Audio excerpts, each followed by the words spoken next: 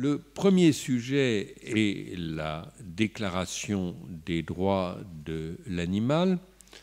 Nous aurons deux intervenants, Jean-Paul Costa, conseiller d'État honoraire et surtout ancien président de la Cour européenne des droits de l'homme, qui a joué dans le progrès des droits de l'homme en Europe et en France aussi, je m'en souviens, un rôle tout à fait essentiel de progrès. Olivier Duhamel, constitutionnaliste et commentateur politique éminent, qui lui n'est pas non plus un spécialiste du droit de l'animal. Un certain nombre de nos intervenants ne sont pas des spécialistes du droit de l'animal, et je pense que c'est un des intérêts de ce colloque de faire intervenir des personnalités qui ne sont pas toutes convaincues ou défenseurs des droits de l'animal. Quelques mots historiques pour expliquer les choses. La Fondation Droit Animal, Éthique et Sciences, la LFDA, a, avec d'autres ONG, pris l'initiative en 1978 d'une déclaration universelle des droits de l'animal qui a été présentée en présence du directeur général de l'UNESCO de l'époque, au siège de l'UNESCO. Elle n'a bien sûr pas été approuvée par cette institution, c'est un texte qui n'avait pas de valeur juridique. Cette déclaration a fait l'objet d'une première actualisation en 1989. Elle a fait l'objet d'une seconde actualisation en 2018 qui en a changé un tout petit peu la nature. D'abord, nous avons renoncé à parler d'une déclaration universelle. À vrai dire, c'était un peu excessif pour une déclaration qui était strictement française, et il faut reconnaître aussi que la conception des droits de l'animal n'est pas la même dans toutes les civilisations et dans tous les pays. Donc c'est devenu une déclaration des droits de l'animal. Et le second point, c'est que cette déclaration, qui à l'origine se voulait un texte très philosophique, un peu à l'image de la Déclaration universelle des droits de l'homme, a été transformée en un texte beaucoup plus proche du droit positif, plus bref, 8 articles, et ce que nous allons commenter au cours de cette matinée, discuter au cours de cette matinée, est ce texte plus bref, plus modeste, qui figure dans le programme que vous avez dû recevoir. Alors, le mode que nous avons retenu, c'est que vous entendrez d'abord un exposé de Jean-Paul Costa, puis Olivier Duhamel interviendra en posant un certain nombre de questions à Jean-Paul Costa, et après nous aurons le débat ou la discussion ou les questions avec l'ensemble de la salle. Et donc je donne la parole sans plus attendre à Jean-Paul Costa en le remerciant d'être parmi nous. Merci beaucoup Louis. Monsieur le Président Badinter, Monsieur le Ministre Vallini, Mesdames et Messieurs, je vais faire, comme l'a dit Louis Schweitzer, un petit exposé, tenir quelques propos liminaires, et ensuite je m'efforcerai de répondre aux questions d'Olivier Duhamel. Nous sommes convenus qu'il me posera des questions, non pas en rafale, mais une par une, et puis j'espère que je pourrai y répondre et en tout cas introduire le débat. Ce que je voudrais dire avant de commencer, c'est qu'il me semble qu'il n'y a pas d'opposition. Il peut y avoir des conflits, mais il n'y a pas d'opposition de principe, mais plutôt une convergence entre les droits de l'homme et les droits de l'animal.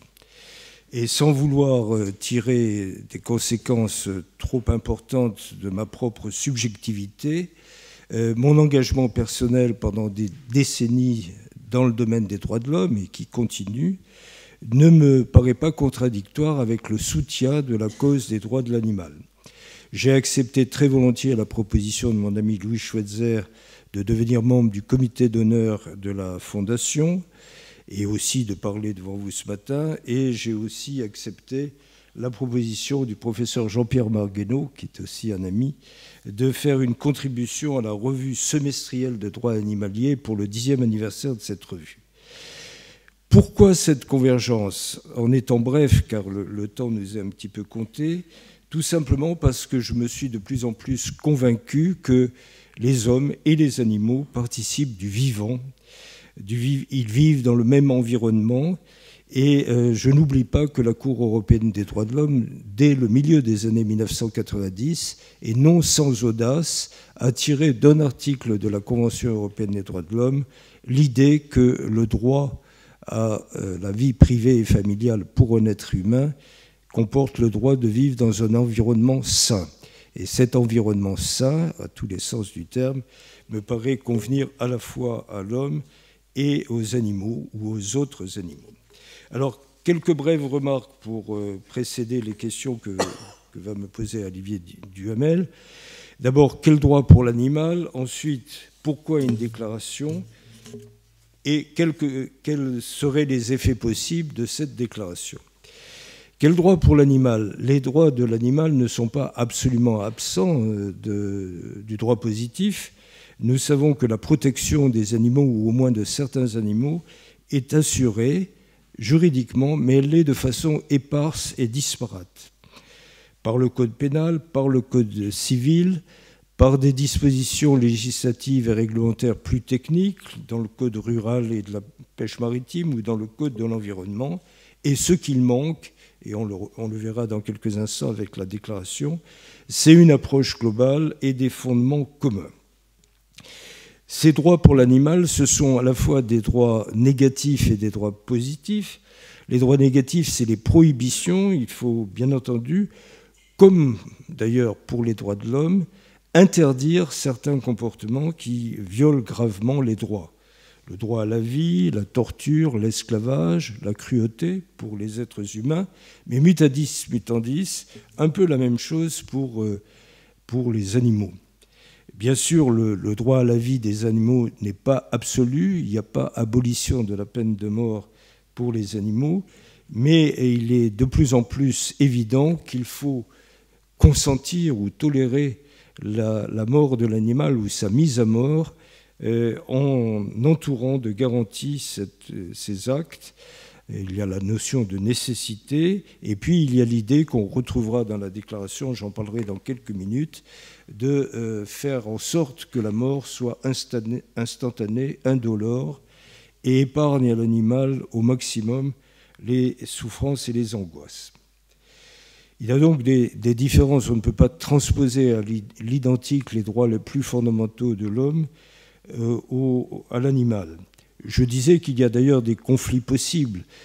Tant que la planète ne sera pas entièrement végétarienne, il y aura une consommation de viande carnée, d'aliments carnés, et il y aura donc des mises à mort des animaux. Mais je n'insiste pas là-dessus, et peut-être que tout à l'heure, nous aurons l'occasion, dans mon échange avec Olivier Duhamel et ma tentative de réponse à ces questions, l'occasion de préciser un peu tout cela. Alors, il faut, je crois, une approche globale, mais il faut aussi des fondements communs. Des fondements communs, je veux dire qu'ils soient communs à la fois à tous les êtres vivants, à tous ceux qui participent à la biosphère, mais aussi des fondements communs pour une protection juridique plus efficace des animaux. Depuis quelques dizaines d'années, on commence à parler du respect dû à l'animal. La notion de respect est évidemment très voisine du respect envers les êtres humains, mais là, c'est l'aspect du respect de l'être humain envers les animaux. Se développe aussi beaucoup plus, avec d'ailleurs parfois des pièges sémantiques quand on passe de l'anglais au français, la notion de sensibilité. Et puis, il y a aussi, j'y ai fait allusion, la notion de souffrance, éviter toute souffrance inutile, toute souffrance dans la mesure du possible à l'animal. Et alors, j'ai été frappé de voir qu'aux États-Unis notamment, qui sont souvent un peu en avance dans le domaine de la pensée, on commence à parler de dignité de l'animal. La dignité de l'être humain, nous savons depuis des décennies que c'est très important et que c'est sous-jacent à beaucoup de droits fondamentaux de l'homme, mais en assistant il y a quelques années à un colloque à Oxford extrêmement intéressant sur la dignité humaine, j'ai été surpris d'entendre un professeur de l'université du Michigan dire la dignité de l'être humain, bien entendu, il ne faut pas l'oublier, il ne faut pas l'étouffer, mais pourquoi ne pas parler de la dignité de l'animal comme fondement, en quelque sorte éthique, de garantie juridique. Et je vous rappelle que certains pays voisins de la France, je pense à l'Allemagne, je pense à la Suisse, au Portugal, ont introduit dans leur constitution la notion de la sensibilité de l'animal et de la nécessité de lui éviter des souffrances. Alors bien entendu, ce sont des notions, sensibilité, souffrance, respect, qui ne sont pas complètes. Certains disent qu'il n'est pas suffisant d'éviter aux animaux les souffrances, mais qu'il faut essayer de s'assurer de leur bien-être. C'est évidemment un peu utopique, on le verra peut-être au cours du débat avec la salle, mais c'est encore une notion qui mérite d'être développée. Alors maintenant, pourquoi une déclaration des droits de l'animal ? Une déclaration, Louis Schweitzer a naturellement fait le rapprochement avec la Déclaration universelle des droits de l'homme de 1948. Une déclaration, ça a une valeur symbolique, ça a une valeur solennelle, ça a une valeur politique et morale, et parfois une valeur universelle. C'est le cas, bien entendu, de la déclaration de 1948. Mais comme l'a rappelé Louis Schweitzer, et je ne vais pas m'appesantir sur ce point, la déclaration universelle des droits de l'animal, dite de l'UNESCO, n'est pas véritablement universelle, ou elle a peut-être vocation à devenir universelle, et elle n'est même pas véritablement une déclaration de l'UNESCO. Le texte remis à jour par la LFDA en 2018 me paraît préférable d'une certaine façon.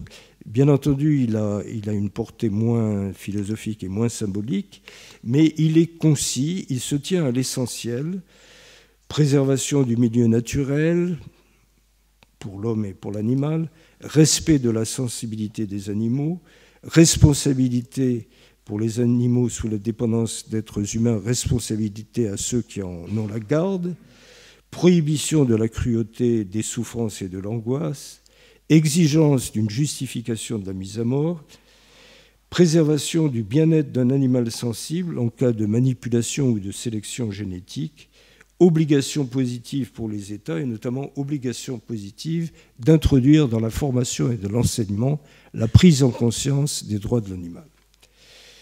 Et enfin, un article final, l'article 8, qui dit que les gouvernements doivent mettre en œuvre la déclaration par les traités internationaux, les lois et les règlements.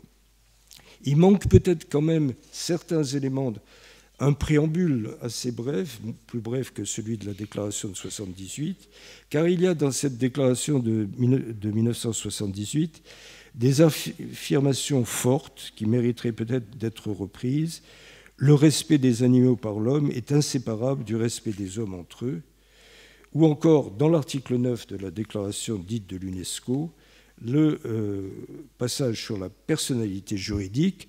La personnalité juridique de l'animal et ses droits doivent être reconnus par la loi. Troisième et dernier point, quels effets aurait cette déclaration ou une déclaration ? Bien sûr, une déclaration des droits de l'animal n'est pas directement normative. Mais là encore, on peut reprendre l'exemple historique de la déclaration de 1948, la Déclaration universelle des droits de l'homme. Elle a inspiré, comme vous le savez, les deux pactes de l'ONU sur les droits civils et politiques et sur les droits économiques, sociaux et culturels, qui sont garantis par des mécanismes quasi juridictionnels, non contraignants, mais tout de même politiquement forts. Mais aussi la DUDH, il ne faut jamais l'oublier, a inspiré étroitement les conventions internationales régionales, la Convention européenne des droits de l'homme, bien entendu, mais aussi la Convention interaméricaine et la Charte africaine des droits de l'homme et des peuples. Or, ces mécanismes, eux, ne sont pas quasi juridictionnels, mais véritablement juridictionnelle.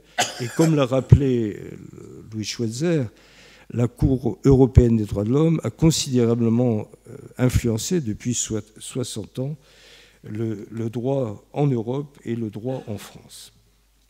Et puis une déclaration a un possible effet d'entraînement, mais aussi d'encadrement. Et cela pourrait tout à fait déboucher sur des textes législatifs ou réglementaires. Il y en a déjà dans les codes que j'ai cités. Dans la loi de 2015, qui a introduit l'article 515-14 du Code civil, c'est un bon exemple, même si cet article est perfectible et d'une certaine façon un peu contradictoire, puisqu'il affirme que l'animal n'est pas un bien, ce qui est un grand progrès, mais en même temps, on dit que sous réserve des lois qui le protègent, son régime est celui des biens. Il y a donc quelque chose, certainement, pour le législateur à améliorer à l'avenir. Pour finir, et pour ne pas être trop long, je dirais que je me pose quand même des questions sur des problèmes un peu difficiles. La sensibilité, par exemple. Est-ce que la sensibilité est quelque chose que partagent tous les animaux? Est-ce qu'il faut le limiter à certains animaux, aux vertébrés, à ceux qui ont un système nerveux central?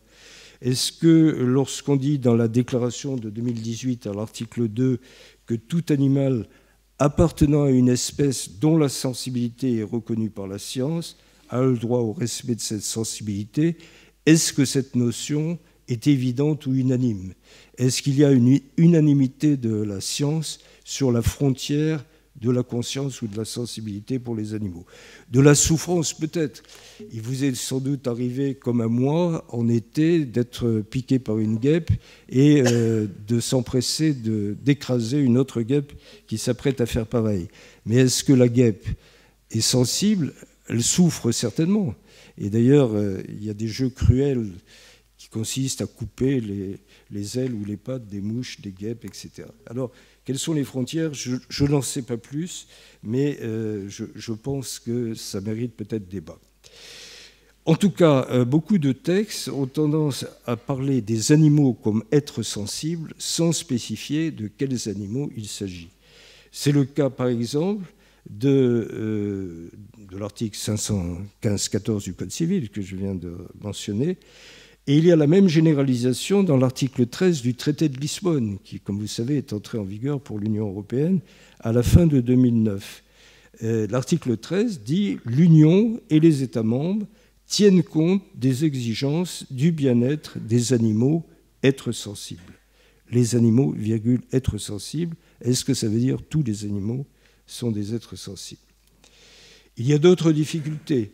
Et il y a notamment, me semble-t-il, des difficultés objectives qui tiennent au fait que malheureusement les animaux disparaissent. Il y a un déclin évident de la biodiversité qui est peut-être aussi grave d'une certaine façon que les changements climatiques et qui peuvent avoir des conséquences à long terme insoupçonnables. Mais au total, personnellement, puisque Louis Schweitzer et la Fondation m'ont invité, c'est je pense pour exprimer mes convictions. Personnellement, je suis en faveur d'une déclaration, j'en suis partisan. Elle n'est sûrement pas une fin en soi, mais elle pourrait être un levier pour le législateur en France et dans d'autres pays. Merci.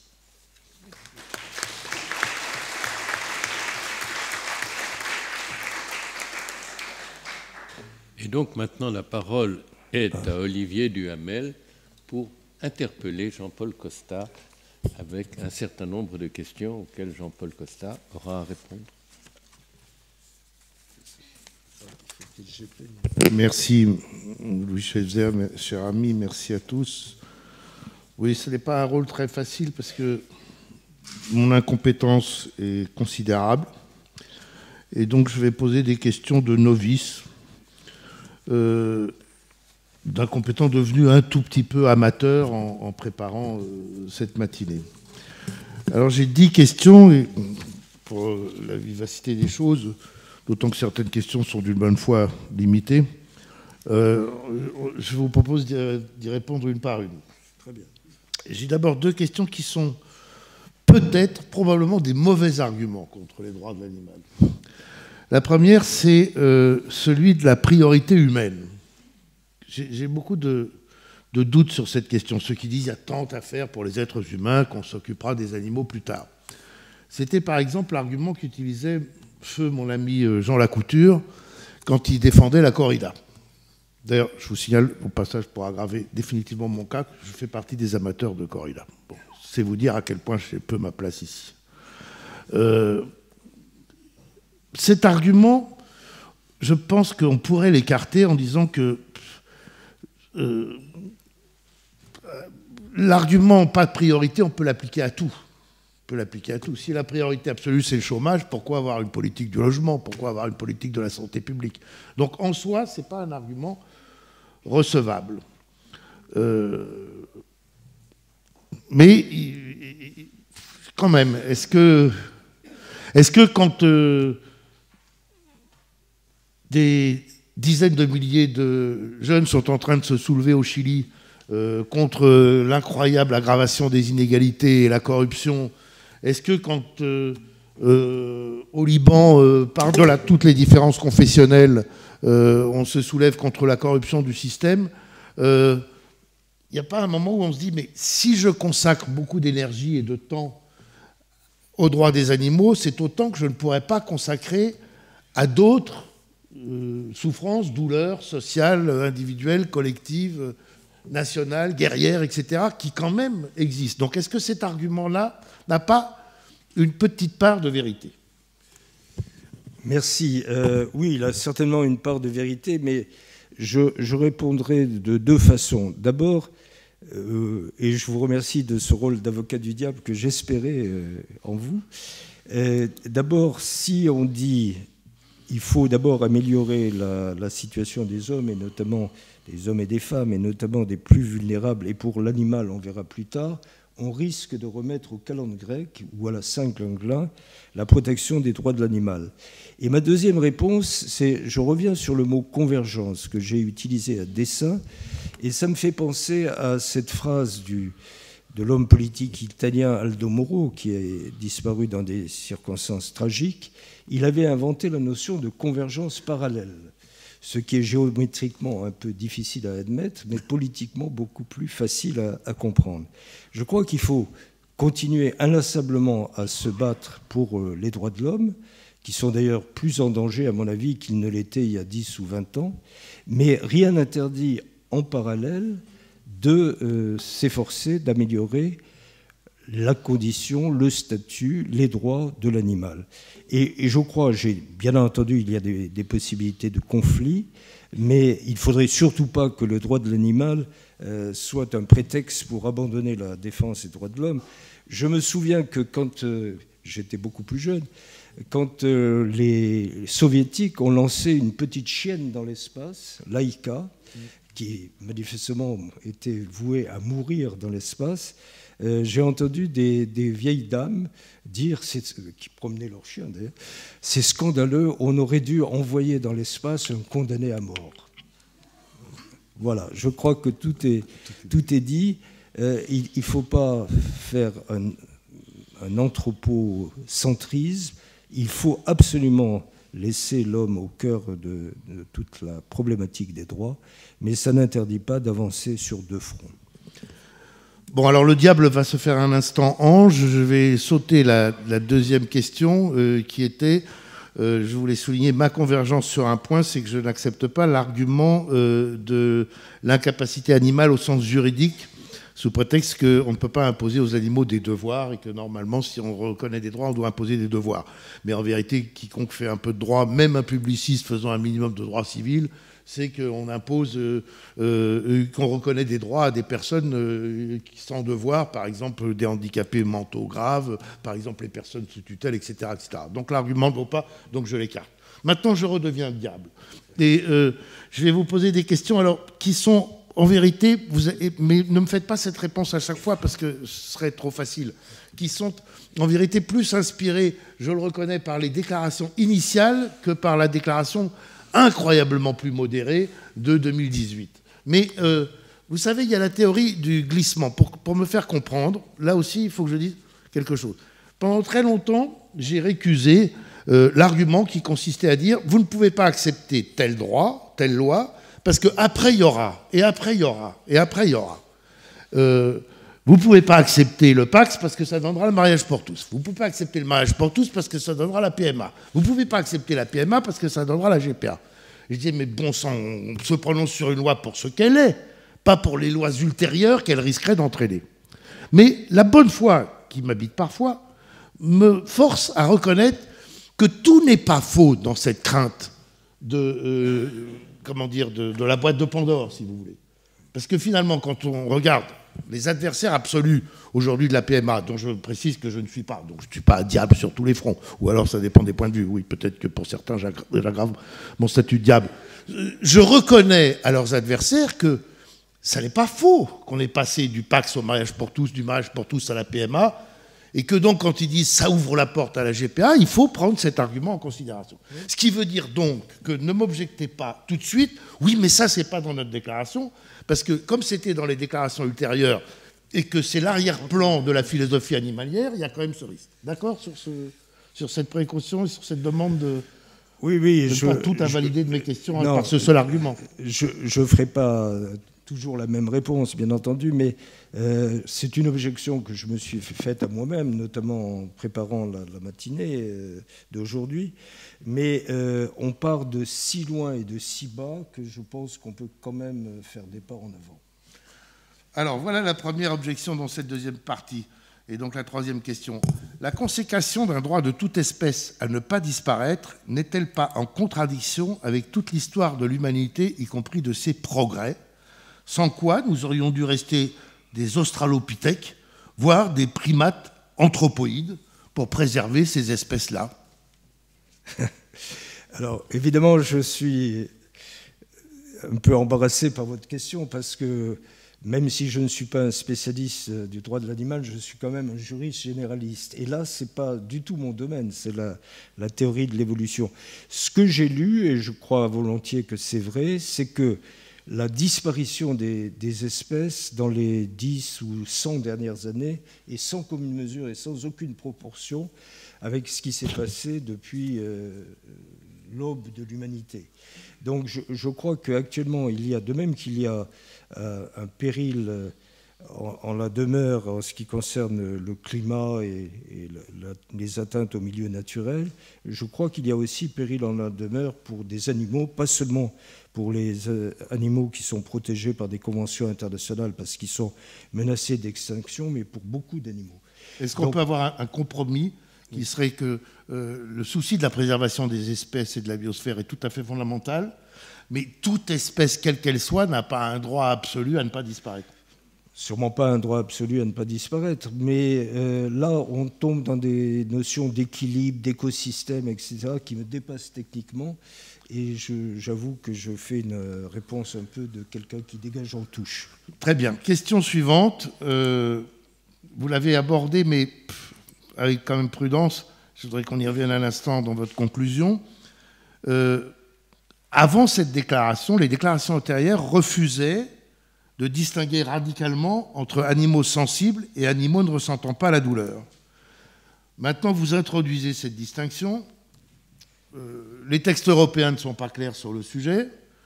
Est-ce qu'il n'est pas indispensable de bien fixer cette distinction, quelles que soient après les difficultés à dire quel animal est sensible ou pas, mais bien dire que les droits ne peuvent pas être les mêmes pour un animal sensible ou non sensible, à la fois pour des raisons presque politiques, parce que ça, je pense que la compréhension par le grand public peut être très forte sur la reconnaissance de droits des animaux sensibles, elle est quand même nettement moins s'agissant d'animaux qui ne le sont pas. Donc est-ce que vous avez fait ce pas en arrière, enfin vous personnellement, c'est presque à Louis qu'il faudrait poser la question, par prudence, habileté, souci d'avancer, mais au fond des choses, vous pensez que ce n'est pas une distinction fondamentale, ou est-ce que vous pensez que c'est une distinction fondamentale à laquelle vous tiendrez? Louis donnera peut-être un petit complément de réponse sur ce point. Oui, sous la réserve de la réponse de Louis Schweitzer, moi, je suis dans votre sens. Je pense qu'il y a une frontière à établir, des critères à établir. Je ne sais pas très bien comment se fait dans ce domaine le dialogue entre les hommes de science et les juristes, mais il est absolument indispensable. Je crois qu'on ne peut pas... C'est l'ambiguïté du singulier et du pluriel. On parle tantôt des droits de l'animal, tantôt des droits des animaux. Est-ce que l'animal est quelque chose d'unique? Est-ce qu'il y a tellement de catégories différentes dans les animaux qu'il faudrait varier les réponses? Je suis plutôt sur la seconde approche. Simplement un mot d'explication. Effectivement, il y a des animaux dont on sait qu'ils sont doués de sensibilité, c'est-à-dire qu'ils sont capables de ressentir de la souffrance et d'accéder au bien-être. Il y a d'autres animaux dont on a de très fortes raisons de penser qu'ils ne sont pas capables de souffrance, parce qu'ils n'ont pas de système nerveux, mais la frontière technique entre ces deux catégories d'animaux évolue avec le progrès de la science. Je prends un exemple concret sur les vertébrés, il n'y a pas de débat. Sur les céphalopodes, il est certain aujourd'hui qu'ils sont sensibles et capables de ressentir la souffrance. Il y a un débat sur les crustacés des capodes. Donc, il y a une frontière, mais cette frontière évolue avec le progrès de la science. Mais il est évident que les droits ne sont pas les mêmes, à mes yeux, pour des animaux sensibles qui ressentent la douleur et des animaux qui ne le sont pas. Il y a quelques éléments qui sont communs. On peut être cruel vis-à-vis d'un animal insensible, et Jean-Paul Costa y a fait allusion en parlant de quelqu'un, et c'est une histoire connue, qui s'amuse à arracher les pattes d'une mouche. La mouche n'est pas sensible, autant qu'on le sache, mais l'acte de cruauté vis-à-vis d'un être humain est condamnable parce que c'est un acte inhumain d'une certaine façon. Donc, il y a une frontière essentielle, mais un, elle n'est pas figée, et deux, il y a des choses qui doivent être interdites, qu'il y ait ou non sensibilité de l'animal. Oui, et si j'ajoute une chose, il me semble aussi que la violence ou la cruauté envers les animaux est parfois le révélateur, conscient ou inconscient, de la violence ou de la cruauté envers les autres êtres humains. Bon, alors je laisse tomber dans ma question suivante le problème de jusqu'où la reconnaissance de droits, parce que dans certains défenseurs des droits de l'animal, et par exemple dans le petit livre que j'ai édité dans la collection Dalloz, Les droits de l'animal par Jean-Claude Nouet et Jean-Marie Coulon, ils défendent le droit des arbres, ils défendent... mais laissons tomber pour avancer. En revanche, si on voit contradiction entre ce qui serait la reconnaissance d'un droit de l'animal à ne pas mourir, et ce qui serait la reconnaissance d'un droit de l'être humain à ne pas souffrir, même superficiellement. Comment vous arbitrez entre le droit du moustique de vivre, puisque vous avez évoqué le moustique, et le droit de l'homme de ne pas se faire sucer son sang? Moi, je pense, je disais en introduction, toujours en reprenant le mot de convergence, que les convergences n'excluent pas les conflits possibles. Là, il y a conflit. Le moustique est là, il va me sucer mon sang. Oui. Il y a conflit. Oui, il y a conflit. Mais est-ce que le conflit est aussi réel qu'on pourrait l'imaginer? Est-ce que, par exemple, dans tous les codes pénaux depuis toujours, il y a eu le principe de la légitime défense? Pourquoi est-ce que les hommes, les êtres humains, pourraient être exonérés de leurs fautes, de leur culpabilité en cas de légitime défense? Mais la légitime défense, c'est pas à vous que j'apprendrai qu'elle doit être proportionnée quand même. Oui, bien sûr. Et donc si on prend un petit peu de sang, est-ce que ça mérite de mourir? Oui, elle est... J'ai admiré la qualité de votre réponse, de donner la légitime défense. Mais... Elle est aussi subjective. Et parfois, c'est au juge pénal d'arbitrer, de dire si la légitime défense a été excessive ou non. Et là, vous imaginez ça, ou vous considérez que là, ça deviendrait un petit peu délirant dans l'application et la mise en œuvre des droits, qu'on aille jusqu'à un procès fait au nom du moustique par celui désigné pour représenter les moustiques, et où le tribunal devrait arbitrer sur la proportionnalité de la légitime défense de celui qui a écrasé un moustique, où là on rentre quand même dans un schéma d'application un peu délirante des droits des animaux. Oui, moi je pense qu'il faut quand même garder un peu la raison et le bon sens, c'est-à-dire qu'on ne peut pas faire des procès à tout le monde pour n'importe quoi, et notamment pour quelqu'un d'avoir tué un moustique. Peut-être un petit mot là aussi. Dans cette déclaration, on dit « Tout acte impliquant sans justification la mise à mort d'un animal est prohibé ». Je pense que dans le cas du moustique, la justification existe. Cela dit, il peut y avoir des éléments de philosophie personnelle qui vont un peu au-delà de ça, qui ne sont pas dans la déclaration. J'avais un oncle qui s'appelait Albert Schweitzer, membre d'ailleurs de l'Institut, et qui disait « On a le droit de tuer un moustique en Afrique parce qu'il porte une maladie, il est porteur de maladie. En revanche, en Europe, il faut l'éloigner et non pas chercher à le tuer parce que, justement, il ne porte pas de maladie, il porte une gêne. » Et donc, au fond, c'était implicitement l'idée de proportionnalité qu'évoquait Jean-Paul. Cela dit, j'avoue à ma courte honte qu'il m'est arrivé de tuer des moustiques. N'empêche que je note que le président du tribunal, Louis Schweitzer, a arbitré en faveur du représentant du moustique, Jean-Paul Costa, pour considérer qu'en l'ayant tué, j'ai fait une réponse qui dépassait les bornes de la légitime défense. Question suivante, un peu plus large. Est-ce que pousser trop loin, en tout cas, l'animalisme ne serait pas un anti-humanisme? Concrètement, l'interdiction des expérimentations sur les animaux à des fins médicales n'aboutirait-elle pas à obérer sérieusement la recherche, donc la découverte de médicaments susceptibles de guérir des cancers, des dégénérescences séniles, d'autres maladies graves ou mortelles? Est-ce que l'animalisme poussé au-delà d'un certain point n'est pas un anti-humanisme? Alors c'est un peu la même chose que votre première question sur la priorité humaine. Moi je suis très tenté de donner effectivement la priorité à l'éradication de certaines maladies ou au traitement efficace de malades. Là encore, je pense qu'il y aura une question de proportionnalité à trancher in concreto si des textes comme celui-ci entrent en vigueur. C'est-à-dire qu'on parle toujours de moyens alternatifs. Alors c'est vrai qu'on a, pendant des siècles, on disséquait non seulement des cadavres, mais des êtres humains. Et puis un jour, on a heureusement arrêté, sauf atrocité de certains médecins nazis.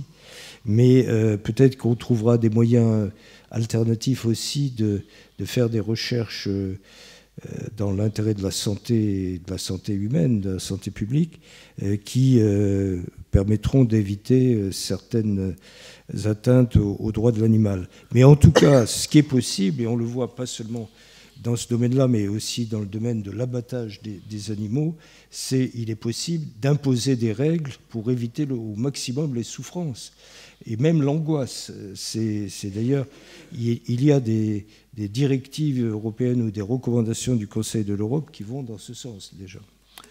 Bon, alors du coup, je vous épargne parce que le temps passe et qu'il ne faut pas trop déborder de l'horaire accordé. Je passe en considérant que vous avez globalement répondu à mes deux questions suivantes, qui n'étaient pas d'ailleurs strictement juridiques, mais plutôt un peu plus générales, sur le risque de mise en cause de droits multimillénaires des êtres humains, le droit à la chasse, le droit à la pêche, etc. Et d'autre part, une logique des droits des animaux qui nous conduirait à un ascétisme imposant de nous de vivre comme des moines tibétains. Mais je passe sur tout ça, considérant que vous avez à peu près répondu. Je voudrais dire, avant ma dernière question qui est la plus importante, je voudrais dire quelque chose qui, certes, ne figure pas dans votre déclaration, mais qui figurait dans la déclaration initiale et qui m'a beaucoup choqué, qui était l'extension considérable donnée à la notion de génocide, aux articles 8 et 9, qui représentaient pour moi une banalisation dangereuse, pour ne pas dire scandaleuse, de ce qu'est un génocide. De ce qu'est un génocide d'exceptionnellement inacceptable, à savoir la destruction délibérée d'un groupe national, ethnique, racial ou religieux, l'extermination systématique d'êtres humains pour le seul fait qu'ils sont nés. Si l'on étend à n'importe quoi cette notion-là, elle perd considérablement de sa force et de sa justification, dans la mise à l'écart de principes fondamentaux de notre droit, comme la non-rétroactivité ou comme la prescription. Et là, bon, vous l'avez renoncé, mais pouvez-vous, alors je ne veux pas non plus avoir l'air de trop exigeant, mais êtes-vous certain, j'allais presque dire, pouvez-vous prendre l'engagement, qu'on ne retrouvera pas cet usage vraiment déplacé, abusif, scandaleux et dangereux de la notion de génocide? Alors d'abord, je plaide non coupable parce que je ne suis pas lié à la déclaration de 1978 en aucune manière. Et deuxièmement, je voudrais dire que je suis entièrement d'accord avec vous. Quand on voit la grande difficulté qu'il faut pour faire accepter des génocides. Par exemple, moi personnellement, je suis convaincu que ce qui s'est passé à la fin de la Première Guerre mondiale en Turquie est un génocide contre les Arméniens. Et malheureusement, ça n'a, pour l'instant, dans le domaine du négationnisme en tout cas, on n'a jamais en France admis qu'il s'agissait d'un véritable génocide. Les 3 seuls génocides admis en droit positif, c'est la Shoah, c'est le Rwanda et c'est le massacre de Srebrenica pendant la guerre de l'ex-Yougoslavie. Et quand vous dites dangereux et sapant la justification même du génocide, je suis d'accord. Il y a des termes... Enfin, qui du sont... traitement du génocide, du traitement de la prescriptibilité et de voilà, la rétroactivité. Il y a des mots qui sont tellement forts que si on les met à toutes les sauces, on leur fait perdre leur force et on les dilue. Et en plus, ça se répand par les temps qui courent. Alors, ma dernière question est une double question, une ultime objection. Moins radicale, mais peut-être plus profonde. En quoi est-ce qu'une déclaration des droits des animaux est nécessaire? Est-ce qu'il ne suffit pas de développer une éthique du respect de l'animal et se défaire de cette espèce de frénésie normative qui nous empare depuis maintenant longtemps? Et sinon, si vous répondiez que non, et vous avez déjà montré en quoi partiellement non dans votre belle présentation, est-ce qu'une déclaration des devoirs des êtres humains envers les animaux ne serait pas suffisante? Un devoir de respect, devoir où on retrouverait la liste notamment de vos prohibitions. Moi, je me dis, et à cause de mes objections initiales sur les extensions à venir des droits des arbres, des droits des pierres, des droits des animaux non sensibles, etc., et à cause de ma méfiance à l'égard de la normativite, qui veut sans arrêt rajouter des règles et des règles et des règles, et à cause des scénarios un peu fantaisistes que nous avons évoqués, si je ramasse tout ça, je me dis, est-ce qu'on ne peut pas avoir le même résultat avec une déclaration des devoirs des êtres humains envers les animaux? Ce sera ma dernière question, mais ça n'est pas la plus diabolique, mais ce n'est pas la moins pertinente. Mais tout était pertinent. Alors, je vous réponds en 2 points. D'abord, moi, je crois que l'éthique, c'est bien, mais qu'un texte écrit, c'est important. J'ai parlé d'effet d'entraînement. C'est un effet d'entraînement aussi sur les consciences. Ça peut être un outil pédagogique. On peut commenter cette déclaration dans les écoles, dans les collèges, dans les lycées, et faire passer un message éthique plus facilement que par de simples recommandations. Déclaration des devoirs de l'être humain envers les animaux, je ne suis pas contre. Je pense que ça ne ferait pas double emploi. Je préférerais qu'on maintienne une déclaration des droits de l'animal à cause de sa portée et de sa charge symbolique et qu'elle soit complétée ou fusionnée avec une déclaration des devoirs de l'être humain. En même temps, si vous voulez, il y a quelque chose qui est un petit peu, qui m'a aussi frappé, mais je n'ai pas eu le temps de le dire, je ne voulais pas tout dire, c'est que historiquement, les droits de l'homme, la défense des droits de l'homme, s'est faite par rapport à l'État. C'était l'État qui était toujours considéré comme responsable de la violation ou comme pouvant être responsable d'une éventuelle violation des droits de l'homme. Si bien que la Cour européenne des droits de l'homme, par exemple, a développé assez vite dans son histoire la notion d'obligation positive de l'État et d'effet horizontal de la Convention. En d'autres termes, si les violations des droits de l'homme émanent non pas de l'État ou de ses agents, mais de personnes privées, l'État est quand même responsable pour n'avoir pas pris des mesures, soit pour prévenir ce comportement, soit pour le punir et le dissuader pour l'avenir. Dans le domaine des animaux, les obligations positives de l'État sont implicitement contenues dans la Déclaration des droits de l'animal. Mais l'avantage de votre suggestion sur une déclaration des devoirs de l'être humain envers les animaux, c'est qu'elle rappellerait à tous, de façon là aussi à la fois symbolique et pédagogique, qu'on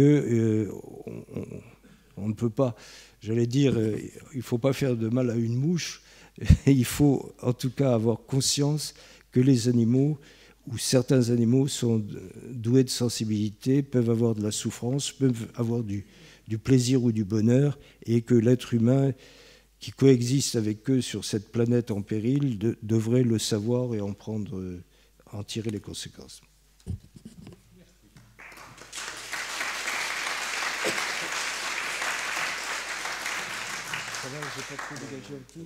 Bon, nous allons ouvrir le débat. Moi, je tire de la conclusion de l'intervention décapante d'Olivier Duhamel que pratiquement toutes les critiques ne portaient pas sur le texte et portaient sur des interprétations ou des textes antérieurs. Et donc, je comprends que le texte lui-même, sous cet œil critique d'un grand constitutionnaliste et d'un professeur de droit qui n'est pas un expert du droit animal, le texte lui-même passe.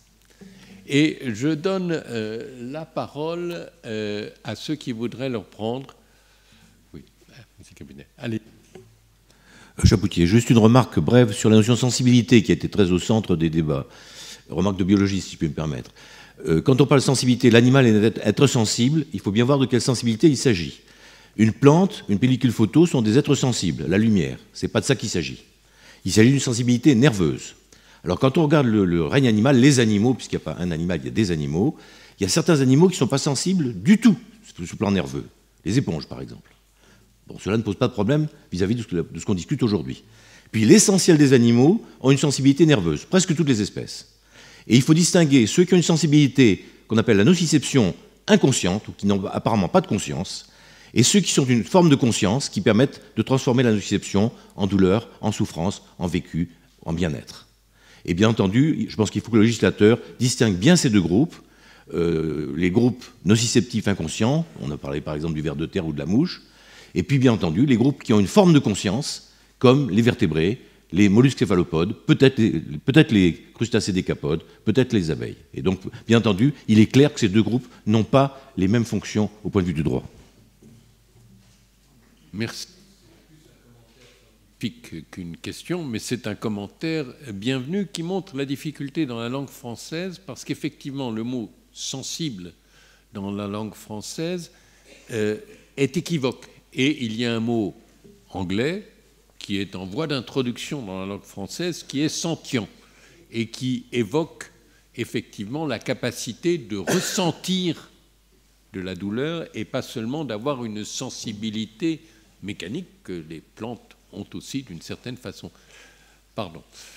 Jean-Pierre, puis madame. Sentient. Merci.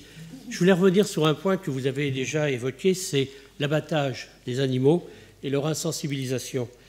La Cour de justice de l'Union européenne vient de reconnaître que l'abattage sans étourdissement entraînait des souffrances à l'animal que l'on se doit d'éviter par l'insensibilisation avec l'étourdissement. Cour de justice de l'Union européenne. La Cour européenne des droits de l'homme tolère l'abattage sans étourdissement des animaux, donc avec souffrance, au nom du respect de la pratique de religion. Alors la question que je me pose, si le droit de la pratique du culte est respecté lorsque l'on égorge un animal sans étourdissement, qu'en est-il du respect de la conscience du citoyen lorsqu'il est amené éventuellement à consommer de la viande provenant d'un animal abattu sans étourdissement, donc selon la pratique d'un culte, sans en être informé?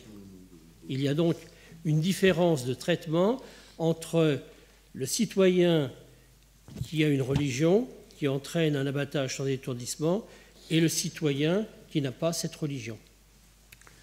Jean-Paul ? Oui, merci pour votre question. Alors c'est vrai que dans une affaire du début des années 2000, Charest, Shalom et autres contre la France, la Cour européenne des droits de l'homme, tout en déboutant l'association requérante, a en quelque sorte toléré l'abattage rituel et en même temps légitimé la pratique administrative française, la pratique de l'administration elle-même validée par le Conseil d'État, qui consiste à ne pas interdire l'abattage rituel, mais à l'encadrer, notamment en accordant des agréments aux sacrificateurs et en prenant des mesures préventives en termes d'hygiène et de santé publique. Est-ce que la Cour européenne des droits de l'homme aurait dû aller plus loin et dire que certains rites, en fait, les religions qui ont des sacrifices rituels de ce type, pour les bovins notamment, c'est l'islam et le judaïsme. Est-ce qu'il faudrait complètement banaliser cela ?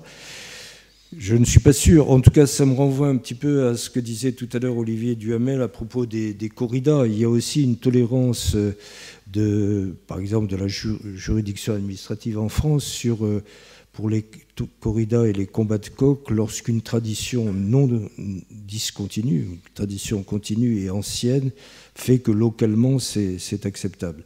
Je pense que ce sont des problèmes qui vont évoluer à l'avenir, mais probablement on peut trouver ce que les Québécois appellent des accommodements raisonnables, c'est-à-dire des compromis avec certaines religions pour qu'ils continuent à pratiquer l'abattage dit rituel, mais en faisant souffrir le moins possible les animaux et peut-être en les étourdissant à l'avance.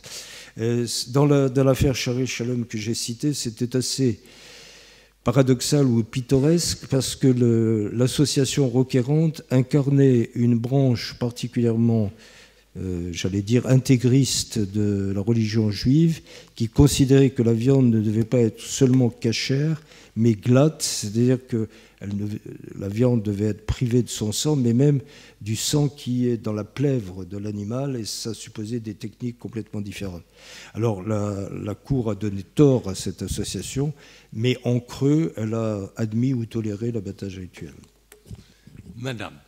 Oui, Anne-Claire Gagnon. J'avais juste une information à donner sur la Déclaration internationale des responsabilités envers les chats a été promulguée il y a 2 ans par une association de médecine féline. Donc effectivement, cette notion-là est bien tenue. Je voulais juste revenir sur l'aspect sémantique et je vous remercie, M. Schweitzer, d'avoir employé le mot de sentience.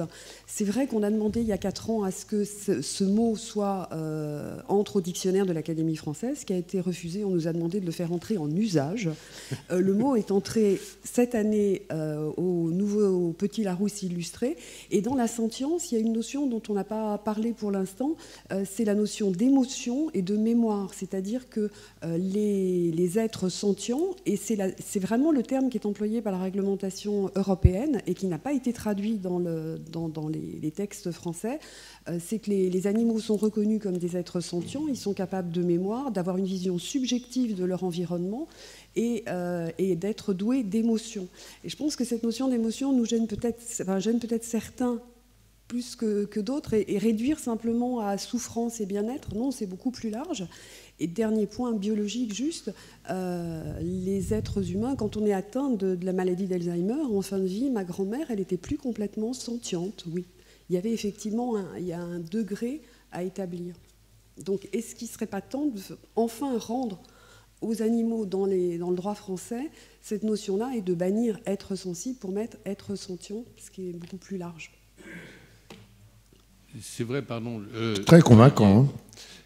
Non, mais c'est vrai qu'on a un problème de compréhension et de langue. Le Code civil, les codes français utilisent le concept d'être sensible. La déclaration, le traité de Lisbonne aussi utilise le concept d'être sensible. Je pense que le concept de sentient est plus riche, mais il est aussi moins compris. Et c'est un concept qu'il faut introduire, mais c'est un sujet de réflexion que je pense qu'il faut prendre. Alors, Pardon, mais la première intervention nous a montré que le concept de sensibilité était intégralement stupide. Je pense... J'ai jamais dit une chose pareille. Hein. Ça n'avait pas de sens. Vous avez dit que ça n'avait pas de sens parce qu'à quelques éponges près... Non, j'ai dit que la majorité des animaux avaient une forme de sensibilité, mais qu'il va distinguer une sensibilité consciente et non consciente. Conscience, c'est-à-dire sentience. Donc le terme sensible ne convient pas. Je pense que le terme sentience serait mieux, mais avec l'objection qu'a fait Louis Schweitzer. Alors, j'avais une question là, ici, et puis madame. Merci. Et Luc Miravito, je vous remercie pour l'introduction de ce débat. Moi, j'avais en fait 2 petites questions très rapides. Vous avez dit, en introduisant la Déclaration des droits de l'homme, que ça n'avait pas de valeur normative, mais que ça avait permis la mise en place des conventions sur les droits de l'homme. Et en l'occurrence, pour les animaux, on a la Convention sur la protection des animaux qui date du Conseil de l'Europe, qui date des années 70. Donc la question que je me posais, c'est qu'est-ce qu'apporterait la déclaration par rapport à cette convention préexistante. Et la deuxième question, qui était plus sur le fond du texte, et qui rebondit un peu sur cette notion de sensibilité.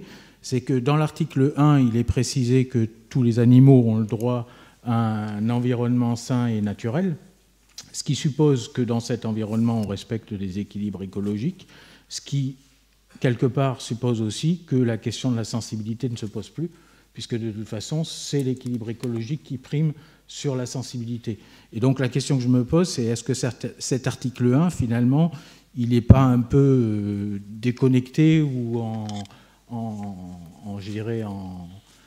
il n'est pas un peu surprenant, ou du moins il ne diminue pas un peu la portée des autres articles qui font cette distinction sensibilité-pas sensibilité. Pardon, je vais répondre à ce point, puis je laisserai Jean-Paul répondre à la première partie de votre question. Clairement, dans la Déclaration des droits de l'animal, il y a des articles qui s'appliquent à tous les animaux et des articles qui tiennent compte des différentes catégories ou des différents groupes d'animaux. L'article 1 s'applique clairement des animaux vivant à l'état de liberté. Il ne dit d'ailleurs pas tous les animaux, il dit des animaux vivant à l'état de liberté, qui est un certain groupe d'animaux où on pose au fond une idée de non-ingérence de l'homme ou de non-intervention de l'homme. Il y a des articles, l'article 4, sur les actes de cruauté, qui s'appliquent à tous les animaux. Et puis il y a des articles qui ne s'appliquent qu'aux animaux détenus ou sous la garde de l'homme. Et il y a des articles qui ne s'appliquent qu'aux animaux sensibles. Donc il y a vraiment, dans cette déclaration, certains articles qui s'appliquent à des groupes différents d'animaux. Et certains articles qui s'appliquent à tous les animaux. C'est quelque chose qu'on voit dans d'autres déclarations des droits qu'on pourrait évoquer. Par exemple, le droit de vote ne s'applique pas à tous les humains. Okay. Jean-Paul.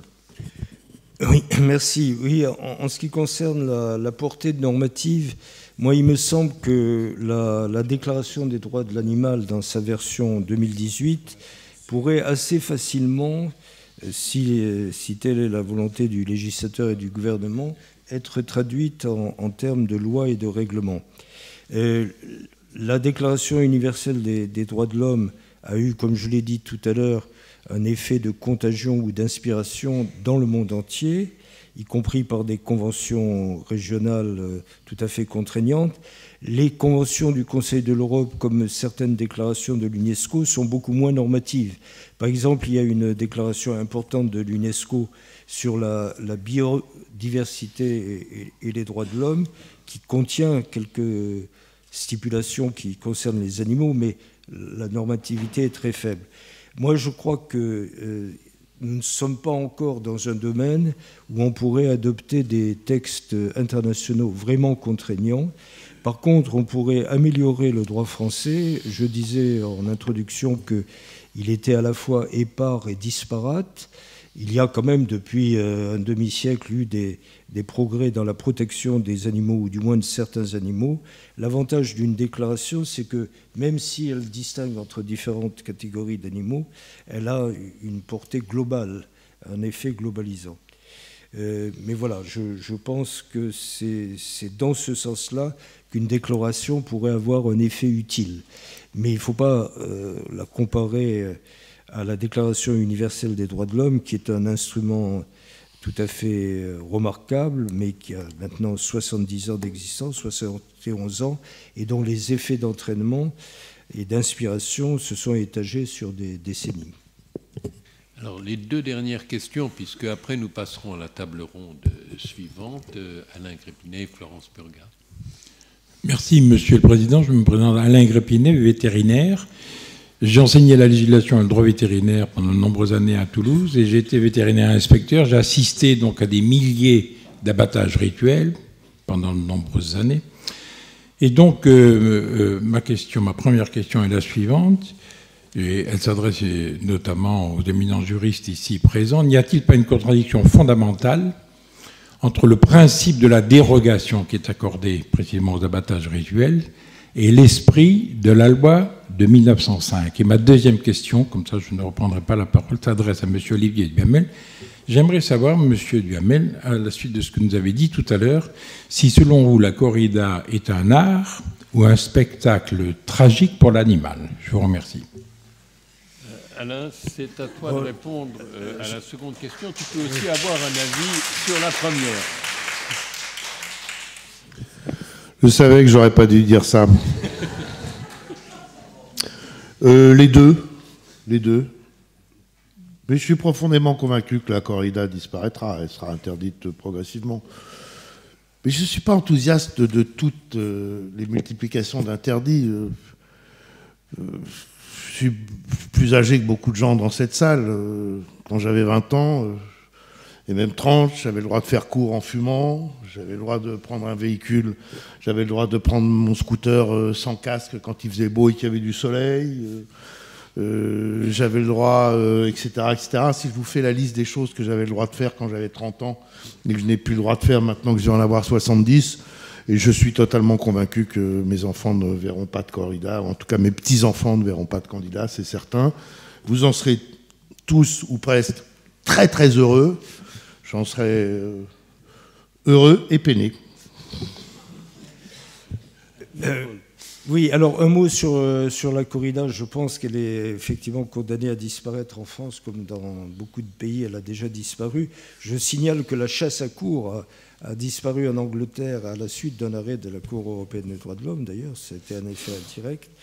Mais pour revenir à la question de l'abattage rituel, je crois qu'on est dans un domaine extrêmement délicat où les juges, aussi bien français qu'européens, ont eu toujours tendance à mettre en balance des valeurs. Je prends un exemple qui est le contraire de la tolérance de l'abattage rituel, c'est l'interdiction faite aux témoins de Jéhovah de refuser la prise de sang ou de refuser la transfusion sanguine alors que l'intérêt supérieur de l'enfant le commande.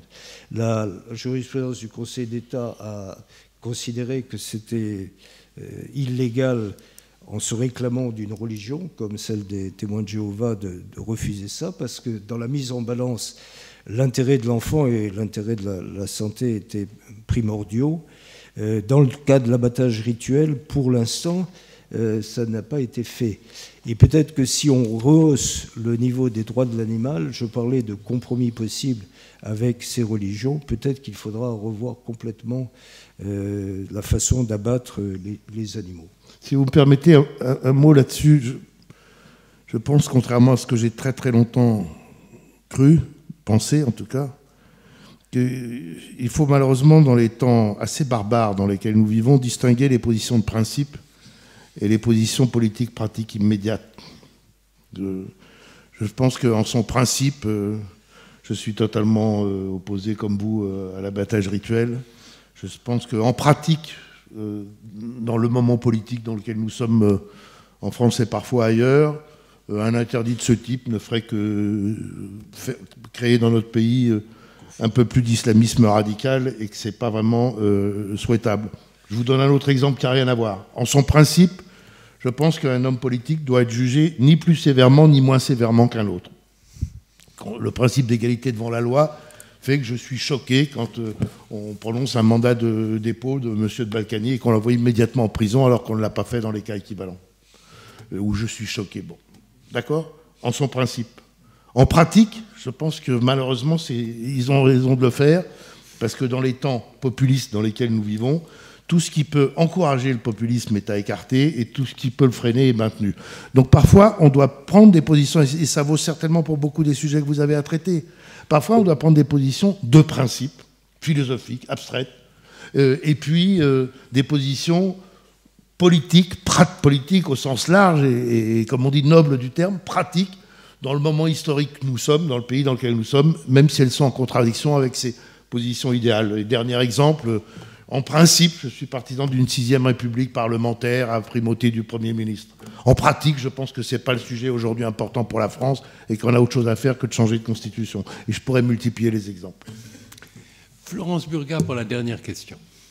Une remarque très rapide à propos de la discussion sur sensibilité et sentience.